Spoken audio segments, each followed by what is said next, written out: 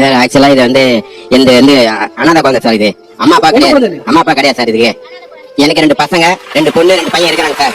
இவங்க அம்மா வந்து நர்ஸா வேலை செஞ்சாங்க. என் பொண்ணு நர்ஸா வேலை செஞ்சு வீட்டுக்கு கிளம்பி கன்சியாயி காவால போட போறேன்னு சொல்லிச்சு.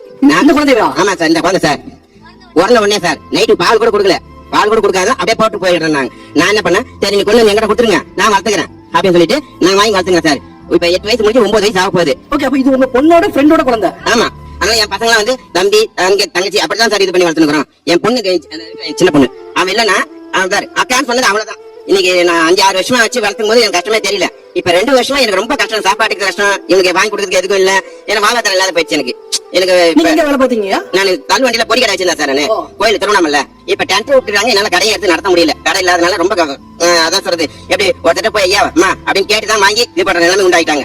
பேர் என்ன வச்சிருக்கீங்க? இவரு பேர் வந்து வேலைக்காம நைட்டு பிறந்தாரு 9/23 பாப்பான்னு பேர் வச்சுக்கிறேன். எங்க வீட்டுல என்ன ஒதுக்கி கொடுத்தாங்க சார். எனக்கு கூட 6 பேர்